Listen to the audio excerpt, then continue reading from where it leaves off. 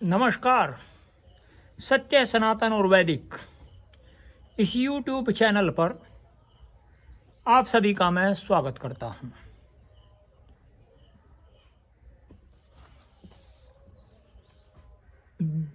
केनोपनिषद के द्वितीय खंड में का हम अध्ययन प्रारंभ करते हैं।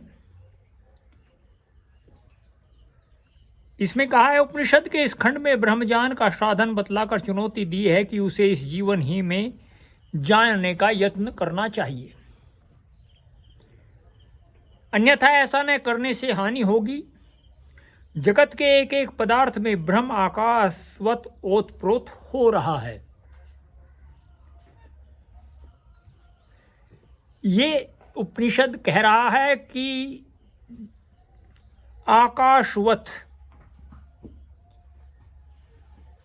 जगत के अंदर जो ब्रह्म है वह आकाशवत ओतप्रोत है, इसलिए उसकी खोज तत्वज्ञान प्राप्त करते हुए ही करनी चाहिए।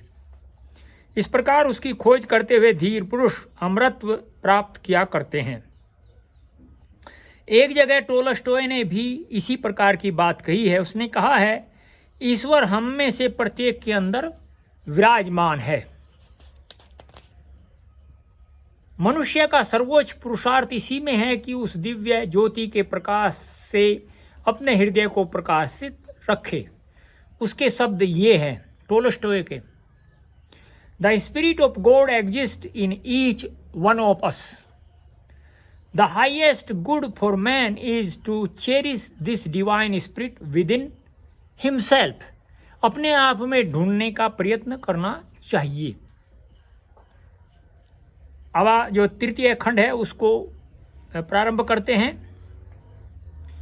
ब्रह्म है देवेभ्यो विजिज्ञे तस्य है ब्राह्मणो विजये देवा महीयन्तः त एकशन्ता अस्माकमेवायं विजयो अस्माकमेवायं मही मेति। ब्रह्म निश्चय देवों के लिए विजयी हुआ। उस ब्रह्म की विजय से देव बढ़ने लगे। वे समझने लगे कि हमारी ही यह विजय है और हमारी ही यह महिमा है। आगे, तद्वैषाम विजज्ञौ तेभ्यो है प्रादुर्बभू तन्ने वे जानन्त किमिदम यक्षमिति। वह इन देवों का भाव जान गया और उसके समक्ष प्रकट हुआ, परंतु वे देव न जान सके कि यह यक्ष कौन है। अब यक्ष के विषय में बताते हैं हम। यक्ष का भाव परम ब्रह्म परमेश्वर ही है। इसके लिए जो प्रमाण है वह क्या है?